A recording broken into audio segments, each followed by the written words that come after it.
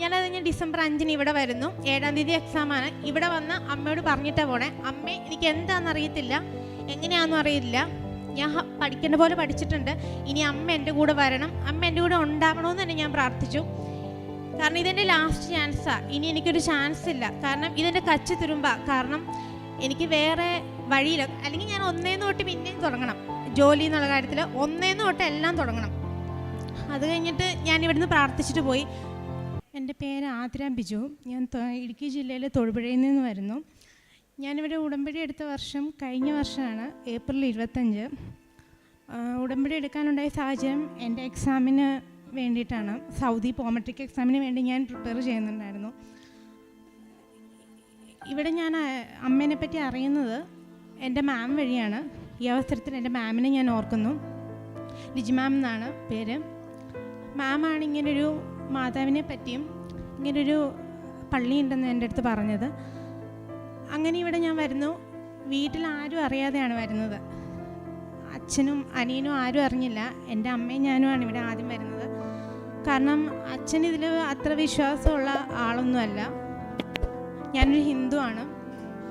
ഇവിടെ വന്നപ്പം ഭയങ്കര തിരക്കായിരുന്നു. കണ്ടപ്പോൾ തന്നെ പേടിയായിപ്പോയി, ഉടമ്പടി എടുക്കാൻ പറ്റുമോ എന്നൊക്കെയുള്ളൊരു അങ്ങനെ ഒരു സംശയം ഉണ്ടായിരുന്നു. അങ്ങനെ ഇവിടെ വന്നു, ഉടമ്പടി എടുത്തു. ഞാനൊരു നേഴ്സാണ്. അപ്പം ഒഴുക്കിനനുസരിച്ച് പോകുന്നൊരു സ്വഭാവം എൻ്റെ.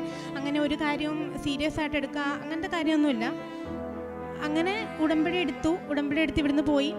ഉടമ്പടിയിൽ പകുതി കാര്യങ്ങളൊന്നും ഞാൻ കറക്റ്റായിട്ടൊന്നും ചെയ്തില്ല. പ്രാർത്ഥനയുണ്ട്, മാതാവിനെ വിശ്വാസമാണ്, ചെറുതിലോട്ട് മാതാവിനെ വിശ്വാസമാണ്. ഞാനൊരു ക്രിസ്ത്യൻ സ്കൂളിലാണ് പഠിച്ചത്.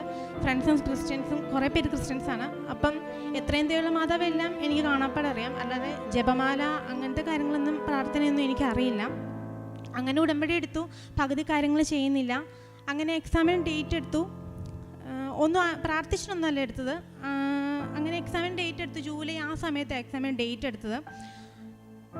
എക്സാം കഴിഞ്ഞു. 1 മാസം കഴിഞ്ഞാണ് റിസൾട്ട് വരുന്നത്.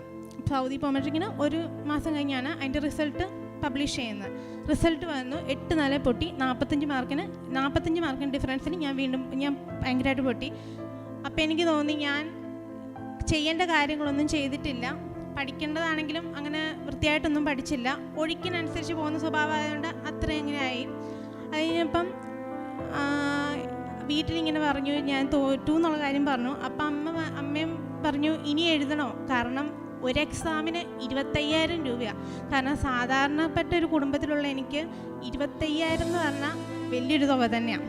കാരണം എൻ്റെ ഡേറ്റ ഫ്ലോ അങ്ങനത്തെ പ്രോസസ്സിങ്ങിനൊക്കെ കയ്യിലുണ്ടായിരുന്ന പൈസ എല്ലാം അതിനായിട്ട് ചിലവഴിച്ചു. പിന്നെ വീട്ടിലെ കാര്യങ്ങൾ, താഴെ ഒരു അനിയനുണ്ട്, അവൻ്റെ പഠിത്തം നോക്കണം, അങ്ങനെ കുറേ കാര്യങ്ങൾ അതിൻ്റെ ഇടയ്ക്കുണ്ട്.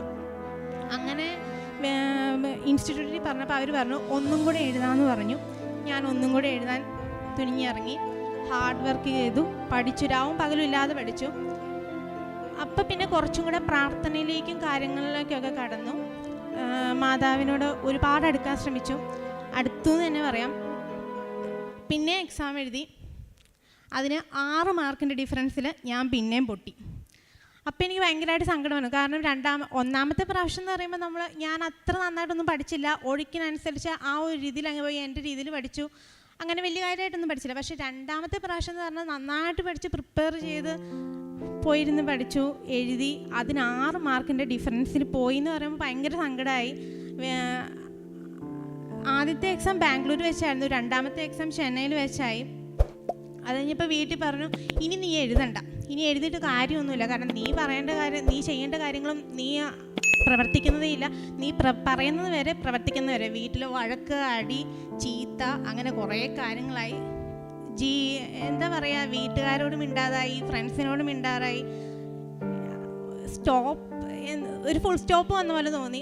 അത് കഴിഞ്ഞപ്പം പ്രാർത്ഥിച്ചു. അങ്ങനെ ഞാൻ മാതാവിൻ്റെ അടുത്ത് പ്രാർത്ഥിച്ചുകൊണ്ടിരിക്കുന്ന സമയത്ത് സാറ് വിളിച്ചിട്ട് പറഞ്ഞു നീ ഒന്നും കൂടെ എഴുതാൻ പറഞ്ഞു, 3ാമത്തെ പ്രാവശ്യം. ഈ എക്സാമിന് 3 തവണയേ ചാൻസ് ഉള്ളൂ, ഇത് ലാസ്റ്റ് ചാൻസാണ്. 6 മാർക്കല്ലേ പോയുള്ളൂ, ഇനി നമുക്ക് തിരിച്ചു പിടിക്കാമെന്ന് പറഞ്ഞു. എനിക്ക് ഒട്ടും കോൺഫിഡൻസ് ഇല്ല. ഞാൻ പിന്നെ പറഞ്ഞു എനിക്ക് എഴുതണ്ട, കാരണം എൻ്റെ അമ്മ തന്നെയാണ് ഈ പൈസ ഫുള്ളുണ്ടാക്കേണ്ടത്. ഒരു എക്സാമിന് 25,000 അല്ലെങ്കിൽ 26,000 എന്ന് പറയുന്നത് നമുക്ക് വലിയ തുകയാണ്. ആ 26,000 എൻ്റെ അമ്മ എങ്ങനെ നോക്കിയാലും ഉണ്ടാക്കാൻ പറ്റും. കാരണം ഒരു കടയിൽ സെയിൽസ് ഗേളായിട്ട് വർക്ക് ചെയ്യുന്ന എൻ്റെ അമ്മയ്ക്ക് 26,000 എന്ന് പറഞ്ഞാൽ വലിയ തുകയാണ്. അതെനിക്കും ഉള്ള സ്വർണ്ണങ്ങളെല്ലാം കൊണ്ട് പണയം വെച്ചിട്ടാണ് ഈ കഴിഞ്ഞ 2 എക്സാം എഴുതുന്നത്. ഇനി നീ എഴുതണ്ടെന്ന് പറഞ്ഞു. അമ്മ ഇരുന്നു പൊട്ടിക്കരഞ്ഞു. എക്സാമിൻ്റെ റിസൾട്ട് വന്ന് തന്ന 6 മാർക്ക് പോയ ദിവസം. അത് കഴിഞ്ഞിട്ട് സാറ് പറഞ്ഞു, നീ ഒന്നും കൂടെ എഴുതി, നമുക്ക് അത്ഭുതങ്ങളിൽ നിനക്ക് വിശ്വാസം ഉണ്ടോ എന്ന് ചോദിച്ചു. ഞാൻ മനസ്സില്ലാതെ മനസ്സോടെയാണെങ്കിലും വിശ്വാസം ഉണ്ടെന്ന് പറഞ്ഞു. എന്നാലും മാതാവിനെ എനിക്ക് തള്ളി പറയാനോ അല്ലെങ്കിൽ അവിടെ മാതാവിനെ വിശ്വാസമില്ല അങ്ങനെ ഒരു ഇതെനിക്ക് ഉണ്ടാവുന്നില്ല. അങ്ങനെ അടുത്തത് ഞാൻ മനസ്സിന് പ്രിപ്പയർ ആക്കി 3ാമത്തെ എക്സാമും എഴുതാനുള്ള തയ്യാറെടുപ്പെടുത്തും. ഞാൻ അത് കഴിഞ്ഞിട്ട് ഇവിടെ വന്നു അമ്മ പറഞ്ഞു, ആ 6 മാർക്ക് എവിടെ പോയെന്ന് നിനക്ക് അറിയാമെന്ന് ചോദിച്ചു. ഞാൻ പിന്നെ ഇരുന്ന് നിൽക്കും, ഈ 6 മാർക്ക് എവിടെ പോയത്? നീ ഉടമ്പടിയിൽ വെച്ച 6 കാര്യങ്ങൾ എന്തെങ്കിലും നീ പാലിച്ചായിരുന്നെന്ന് ചോദിച്ചു. ഞാൻ പറഞ്ഞു, ഞാൻ പാലിച്ചില്ലല്ലേ.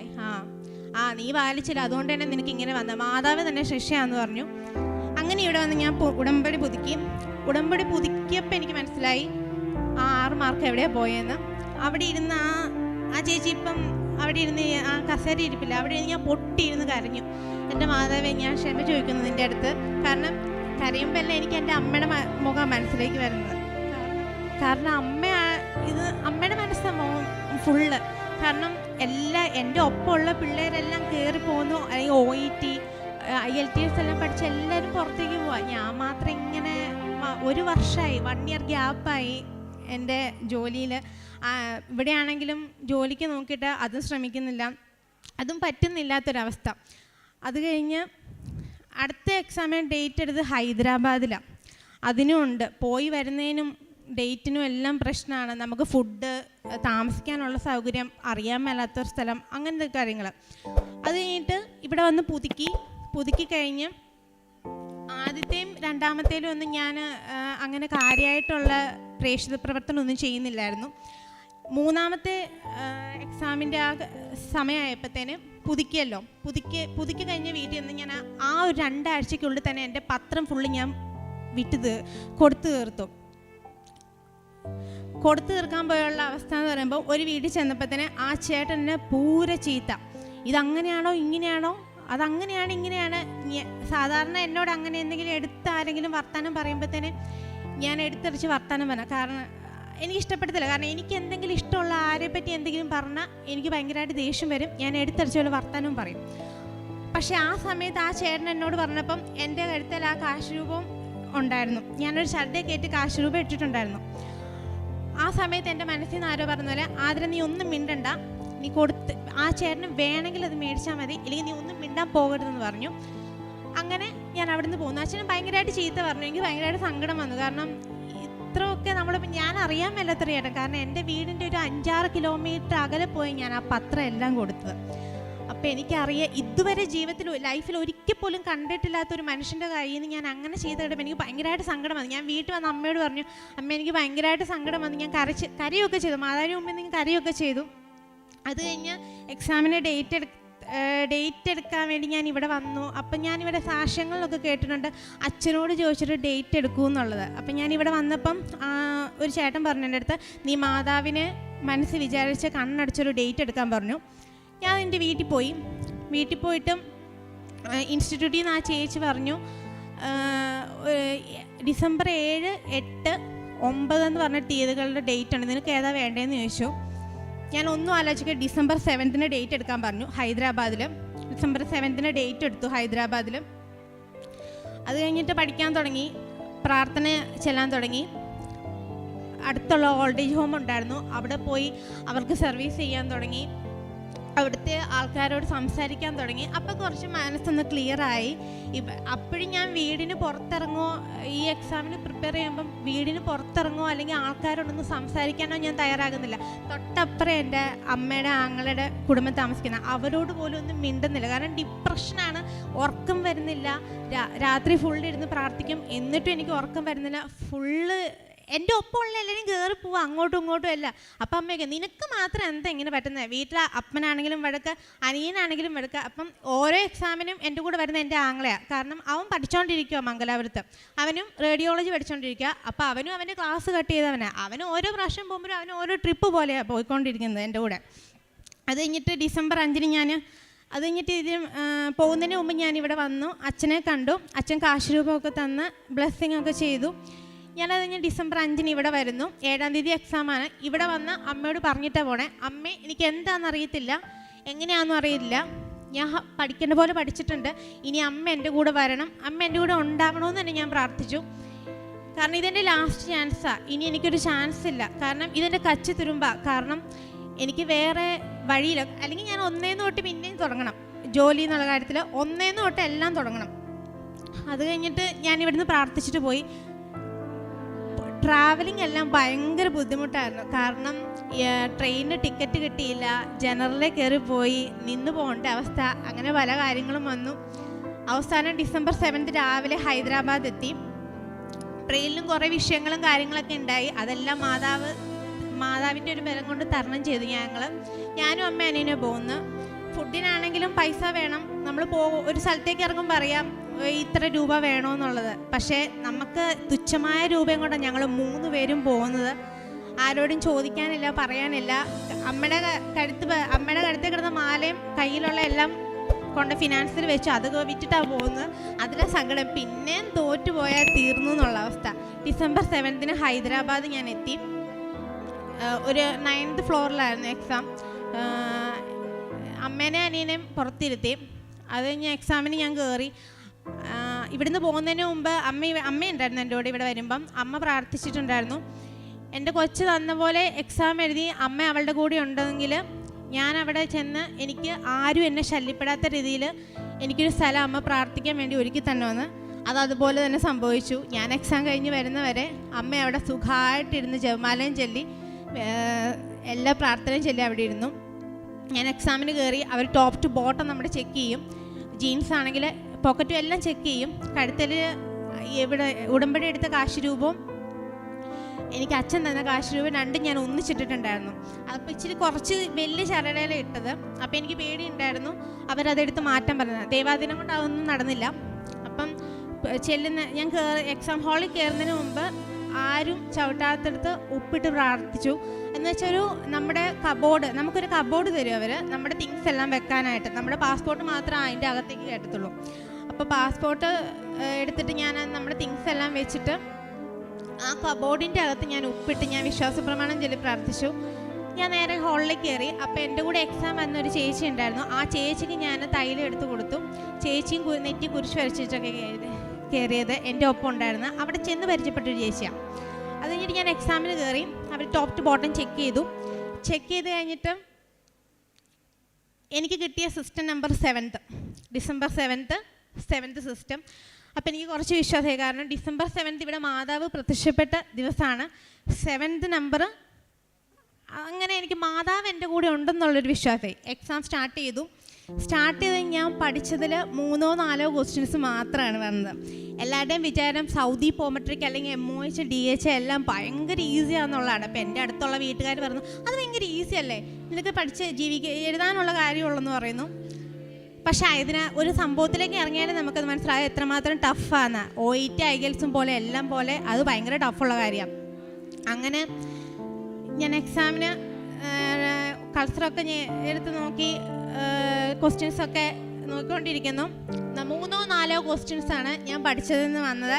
പിന്നെ എൻ്റെ കയ്യിൽ നിന്ന് പോയി. ഞാൻ മാതാവിനോട് പറഞ്ഞു, മാതാവേ എനിക്കറിയത്തില്ല എന്താ ചെയ്യാൻ പോകുന്നതെന്നും മാതാവ് എൻ്റെ കൂടെ വേണം. ഞാൻ എക്സാം എഴുതുന്ന ടൈമിൽ എൻ്റെ പുറകിൽ ആരോ വന്ന് നിൽക്കുന്ന പോലെ എനിക്ക് തോന്നി. എക്സാം കഴിയാൻ 4 മണിക്കൂറാണ് exam. Part A part B ആണ്. ഒരു പാർട്ടിൽ 110 ക്വസ്റ്റ്യൻസാണ്. അങ്ങനെ പാർട്ട് എയും ബിയും ½ എക്സാം കഴിഞ്ഞ് ½ ഉണ്ടായിരുന്നു. ഞാൻ എഴുതി തീർന്നു. ഞാൻ ഇറങ്ങി അമ്മയുടെ അനിയൻ്റെ അടുത്ത് വന്നു. അമ്മ ചോദിച്ചു ഇത്ര പെട്ടെന്ന് നീ എഴുതി കഴിഞ്ഞു, ഇനി ½ ഉണ്ടല്ലോ. ഞാൻ എഴുതി കഴിഞ്ഞു, ഇനി മാതാവ് നോക്കിക്കോളൂ അമ്മയെന്ന് പറഞ്ഞു. എക്സാമിന് പിന്നെ 1 month കഴിഞ്ഞിട്ട് എക്സാമിൻ്റെ റിസൾട്ട് വരുന്നത്. ഞാൻ വെയിറ്റിംഗ് ആണ്. എൻ്റെ മനസ്സിൽ കൂടെ കപ്പൽ ഓടിക്കൊണ്ടിരിക്കുക. ഇനിയും തോറ്റുപോയി ഞാൻ എന്ത് ചെയ്യും? പൈസ ഇല്ല, നമ്മൾ ആരെ സഹായിക്കാനില്ല. മാതാവിനോട് അച്ഛനും അമ്മയും പണിക്ക് പോയി കഴിഞ്ഞാൽ ഞാൻ മാതാവിനോട് എൻ്റെ കഷ്ടങ്ങളെല്ലാം പറഞ്ഞിരിക്കുക. മാതാവേ പൈസ ഇല്ല, ഇനി എന്ത് ചെയ്യും? കാരണം ഞാൻ ഇത്ര പ്രാർത്ഥിച്ചില്ല. അമ്മയുടെ പ്രത്യക്ഷീകരണത്തിൻ്റെ സ്ഥിരം സാക്ഷിയായി യേശുനാമത്തിൽ എന്നെ ഉയർത്തും. എന്നെ ഉയർത്തുന്നതിലൂടെ എൻ്റെ വീട്ടുകാരും എൻ്റെ വീട് ഉയരും. അതെനിക്ക് ഉറപ്പാണ്. കാരണം ഞാനൊന്ന് പുറത്ത് പോയിട്ട് വേണം എൻ്റെ എപ്പോഴും എൻ്റെ വീട് നനയും, ഒരു മഴ വന്നാൽ എൻ്റെ വീട് നനയും, എല്ലാ മുറിയും നനയും. അപ്പം അതൊന്ന് എൻ്റെ വീടൊന്ന് ശരിയാക്കി കൊടുക്കാനുള്ള അത്രയും എനിക്ക് തന്നാൽ മതി അമ്മയെന്ന് പറഞ്ഞു. വലിയ കാര്യത്തിനൊന്നും എനിക്ക് വേണ്ട, വലിയതായിട്ടുള്ള ആവശ്യങ്ങളൊന്നുമില്ല എന്ന് പറഞ്ഞു.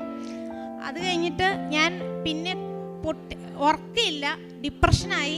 വാട്സപ്പ്, ഫേസ്ബുക്ക്, ഇൻസ്റ്റാഗ്രാമെല്ലാം ഭയങ്കര ആക്റ്റീവായിരുന്ന ആൾ ഒരു ദിവസം കൊണ്ട് എല്ലാം കളയുന്നു. എല്ലാവരും ചോദിക്കാൻ തുടങ്ങി, അവൾ ഇവിടെ ഉണ്ടോ എന്ന് ചോദിക്കാൻ തുടങ്ങുന്നു. എൻ്റെ അമ്മ ഒരു കടയിലാണ് വർക്ക് ചെയ്യുന്നത്, കരിങ്ങത്തൊരു കടയിലാണ് വർക്ക് ചെയ്യുന്നത്. അപ്പം അമ്മയോട് ചോദിക്കണം, അവളിവിടെ ഉണ്ടോ, ആദ്യം ഇവിടെ ഉണ്ടോ എന്ന് ചോദിക്കുന്നു. അവളിവിടെ ഉണ്ടല്ലോ എന്ന് പറഞ്ഞാൽ അവളെ കാണുന്നില്ലല്ലോ. അങ്ങനെയല്ല, എപ്പോഴും ആക്റ്റീവായിട്ടിരുന്ന ഒരാൾ പെട്ടെന്ന് സ്റ്റോപ്പ് ആകുമ്പോൾ അവസ്ഥ എന്താ? ഡിപ്രഷൻ തന്നെ. ആ ഡിപ്രഷനിലാണ് എല്ലാം തീർന്നത്. അത് കഴിഞ്ഞിട്ടും എന്താ പറയുക, ഈ ജനുവരി 5 എൻ്റെ എക്സാമിൻ്റെ റിസൾട്ട് വന്നു. ഞാൻ ഇത്ര ചോദിച്ചുള്ളൂ, മാതാവ് എനിക്ക് അങ്ങോട്ടും വേണ്ട ഇങ്ങോട്ടും വേണ്ട, 500 മാർക്ക് തന്നെ എന്നെ ജയിപ്പിച്ചാൽ മതി. കാരണം 500 മാർക്ക് വേണം സൗദി പോകുമ്പോഴത്തേക്കും ജയിക്കാനായിട്ട്. ആ 500 മാർക്ക് തന്നെ അമ്മ എന്നെ ജയിപ്പിച്ചു. ഞാൻ ഹാപ്പി ഇപ്പം, കാരണം ഒരുപാട് ഹാപ്പിയാണ്. ഒത്തിരി ഒന്നും ചോദിച്ചില്ല, എനിക്ക് ഇന്നത് വേണം ഇന്നത് വേണ്ട അങ്ങനെയൊന്നുമില്ല. 500 മാർക്ക് തന്നെ അമ്മ എന്നെ ജയിപ്പിച്ചു തന്നാൽ മതി എന്ന് പറഞ്ഞു. അമ്മ എന്നെ ജയിപ്പിച്ചു. ഒരുപാട് ഹാപ്പിയാണ്. അമ്മയുടെയും എൻ്റെയും വീട്ടുകാരുടെ എല്ലാം പ്രാർത്ഥന കേട്ടു. പിന്നെ എൻ്റെ അപ്പൻ ഇതിലൊന്നും വിശ്വാസമില്ലായിരുന്നു. ആദ്യം ഞാൻ പറഞ്ഞല്ലോ, ഇവിടെ വന്നത് കള്ളം പറഞ്ഞാൽ വന്നത്, ഞാനും എൻ്റെ അമ്മയും കൂടെ. എൻ്റെ ഫ്രണ്ടിൻ്റെ കല്യാണത്തിന് വരുന്നു എന്നും പറഞ്ഞാൽ ഞാനിവിടെ വന്നത് അമ്മേനെ കാണാനായിട്ട്. അത് കഴിഞ്ഞ് കുറേ സാക്ഷ്യങ്ങൾ ഞാൻ ഉടമ്പടി എടുത്തു എന്നൊക്കെ പറഞ്ഞ് സാക്ഷ്യങ്ങൾ കണ്ട് ഞങ്ങൾ ഒച്ച വെക്കും, ഞാനും അമ്മയും കൂടെ ഒച്ച വെക്കും സാക്ഷ്യങ്ങൾ. അമ്മയാണെങ്കിൽ ഏത് നേരം സാക്ഷ്യം ഒച്ച വെച്ച് കേൾക്കും. ഇങ്ങനെ എക്സാമിൻ്റെ ആണെങ്കിലും കുറേ ചേച്ചിമാരുടെയൊക്കെ നമ്മൾ ഒരുപാട് കേൾക്കും. എനിക്കിങ്ങനെ അനുഭവങ്ങൾ കേൾക്കാൻ ഭയങ്കര ഇഷ്ടമുള്ള. അപ്പം ഞാനും ഇങ്ങനെ കേൾക്കും, ഞാനും അമ്മയും കൂടെ ഒന്നിച്ചിരുന്നാണ് കേൾക്കുന്നത്. അപ്പം അപ്പനും വന്നിരിക്കും, കാരണം അനിയനില്ല, അനിയൻ പഠിച്ചുകൊണ്ടിരിക്കുക. അപ്പം അപ്പനും വന്നിരിക്കും. അപ്പം അപ്പൻ അതിലൂടെ ഭയങ്കര വിശ്വാസമായി. ഏറ്റവും വലിയ ടിസ്റ്റ് എന്ന് പറഞ്ഞാൽ ഞാനും എൻ്റെ അപ്പനും കൂടെയാണ് പത്രം കൊടുക്കാൻ പോയെന്നുള്ളതാണ്. അതൊരു വലിയ അനുഗ്രഹമായിട്ട് ഞാൻ കരുതുന്നു. കാരണം ഇതിലൊന്നും വിശ്വാസം ഇല്ലായിരുന്നു. അപ്പം പറയുന്ന ഒരു ദൈവമാണ്, മനുഷ്യന്മാരാണ് ഇതിനെല്ലാം വിവേചിച്ചത്. അപ്പം ഞങ്ങൾ പറയും ഇതെല്ലാം നമ്മുടെ വിശ്വാസമല്ലേ, അതിനെ നമ്മൾ ചോദ്യം ചെയ്യേണ്ട ആവശ്യമില്ല. അപ്പം അമ്മ പറയും നിങ്ങൾക്ക് ഇതിൽ വിശ്വാസം ഇല്ലെങ്കിൽ നിങ്ങൾ വിശ്വസിക്കേണ്ട എന്നുള്ള രീതിയിൽ അമ്മ പറയും. അങ്ങനെ എൻ്റെ അപ്പന് കുറച്ചെന്നല്ല നല്ലപോലെ വിശ്വാസമായി. അതുപോലെ അച്ഛൻ ഓക്സിജൻ ലെവൽ താന്നു, 85-75 ആയി. കഴിഞ്ഞ ദിവസം ആശുപത്രിയിലായി. അപ്പം ഞാൻ ചെയ്തതെന്ന് വെച്ചാൽ വിശ്വാസ പ്രമാണം ചൊല്ലി ഓട്സിൽ ഞാൻ ഉപ്പിട്ട് ഞാൻ കൊടുത്തു. പെട്ടെന്ന് തന്നെ ഉച്ച കഴിഞ്ഞപ്പോൾ ചെക്ക് ചെയ്ത് കഴിഞ്ഞപ്പോൾ തന്നെ 245 എന്നുള്ള റീഡിങ്ങിൽ വന്നു. അതൊരു വലിയ അനുഗ്രഹമാണ്. അതിൽ എൻ്റെ അപ്പേഷൻ വിശ്വാസത്തിനായി. അതുപോലെ തന്നെ എനിക്ക് 2 ഇയേഴ്സായിട്ട് ഭയങ്കര ബാക്ക് പെയിൻ ആണ്. കുനിയാൻ പോലും പറ്റാത്ത അവസ്ഥയായിരുന്നു. ഡാൻസൊക്കെ ചെയ്യുമ്പോഴാണെങ്കിലും ഭയങ്കര പ്രശ്നമായിരുന്നു. നമുക്ക് കുനിയാനോ അല്ലെങ്കിൽ നമുക്കൊരു കുടം വെള്ളം പോലും എടുക്കാത്ത അവസ്ഥയായിരുന്നു. ഇവിടെ വന്ന് ഉടമ്പടി തൈലം ഞാൻ എൻ്റെ ബാക്കിന് അപ്ലൈ ചെയ്തു. കുറച്ച് ദിവസം കഴിഞ്ഞപ്പം കുനിയാനും എല്ലാം പറ്റുന്നുണ്ട്. അതുപോലെ തന്നെ ഉപ്പിട്ട് ചൂടുവെള്ളത്തിൽ കുളിക്കുകയും ചെയ്തു. വിശ്വാസപ്രമാണം എല്ലാം ചൊല്ലി എൻ്റെ രോഗം പൂർണ്ണമായിട്ടും ഭേദമാക്കി. അതുപോലെ തന്നെ എൻ്റെ അമ്മ ഓടി നടക്കുന്ന ഒരാളാണ്. അപ്പോൾ അമ്മയുടെ കാലിൻ്റെ നെയില് വിട്ടുപോരാം, പക്ഷെ അത് വിടുത്ത് പോരുന്നേയില്ല. അമ്മയ്ക്ക് ഭയങ്കര പേടിയുള്ള ആളാണ്. അപ്പം ഞാൻ പറിച്ചെടുക്കാമെന്ന് പറഞ്ഞു, അത് പറഞ്ഞു പോരുന്നേ ഇല്ല. ഞാൻ ആ ഭയങ്കര വേദനയാണ്, കാലും കൊണ്ട് നടക്കാൻ പറ്റാത്തൊക്കെ അവസ്ഥയായിരുന്നു. എന്നും വന്ന് കരച്ചിലും ഒക്കെ ആയിരുന്നു. ഞാനോർത്ത് ഷുഗറുള്ള കാരണം അമ്മയ്ക്ക് ഷുഗർ ലോ ആണ്, ഷുഗറും ബി പി ഒന്നുമില്ല. അത് കഴിഞ്ഞിട്ട് പിന്നെ ഞാൻ അമ്മ അറിയാതെ അമ്മ ഉറങ്ങിക്കൊണ്ടിരുന്ന സമയത്ത് കരഞ്ഞിട്ടാണ് കിടക്കുന്നത്. വേദനയാന്ന് പറഞ്ഞ് കരഞ്ഞിട്ടാണ് കിടക്കുന്നത്. എന്നിട്ട് ഞാൻ അമ്മ ഉറങ്ങിയ സമയത്ത് ഞാൻ അമ്മയുടെ കാലിൽ ആ തൈലം തേച്ചു. ആ വിരലിൻ്റെ ഇടയ്ക്ക് ഞാൻ ആ നഖത്തിൻ്റെ ഇടയ്ക്ക് തൈലം തേച്ച് കൊടുത്തു. പിറ്റേ ദിവസം മുതൽ ആ വേദനയില്ല. അമ്മ സുഖമായിട്ട് ഓടി നടക്കാൻ തുടങ്ങി. ഇത്ര അനുഗ്രഹം നൽകിയ യേശുവിനോടും മാതാവിനോടും ഞാൻ ഒരുപാട് നന്ദി പറയുന്നു. എൻ്റെ കുടുംബവും നന്ദി പറയുന്നു.